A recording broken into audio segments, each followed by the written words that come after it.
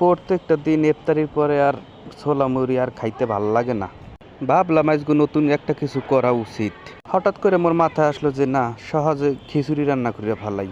সেই এরপর তো সব প্রসেসিং শুরু করে দিলাম। চাউল সবজি টবজি যা আছে সব কিছু শুরু করে রেডি করলাম। সব জায়গায় বলে মাছের রেগো লাগে, দেখি মাছের রেগো ছাড়া এবার কিছু হয় কি না। মোরাও পোলারা পারি কিনে রান্না করতে।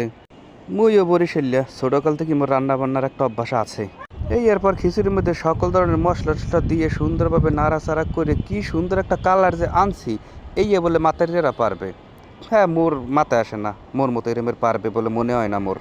মশলা দেওয়ার পর যে কালারটা হইছে এত মোর মন চাই মুই এখনই খাইয়ে ফেলাই, কিন্তু কেমনে খাম, মুই তো রোজা। পানি একটু দিছি, দেওয়ার পর নাড়াচাড়া দেওয়ার পর ওরে কালার যে কালার হইছে কি আর কমু। মহিলা গো সারা বলে সব কাম হয় না, এত মুই বিশ্বাস করবো না, কারণ মুই বরিশালে মুই বিশ্বাস করলে হলে মানুষের মান থাহে। খিচুড়ি রান্দায় মোর আবার ভালো অভিজ্ঞতা আছে। মুই কোনো উপায় টুপায় না পাইলে মুই সবসময় খিচুড়ি রান্দার ভিতরে চলে যাই, কারণ রান্না বান্নার ভিতরে মোর আবার আলাদা একটা মজা পাই। মুই সব কিছুতে দেখেন যে কি সুন্দর কালারটা আসছে। তাই একটা সত্য কথা, খিচুড়ির ভিতরে যত প্রকার মশলা টশলা দেওয়া যাবে, যত সবজি টবজি দেওয়া যাবে, এতই চমৎকার হইবে। নাড়াচাড়া শেষ করতে করতে মোর খিচুড়ি প্রায় সম্পূর্ণটাই রেডি হয়ে গেছে। আর কালারটা কি যে চমৎকার, কি যে মজার হইবে, হ্যাঁ মুই আপনাকে বুঝাইতে পারবো না, না খাইলে।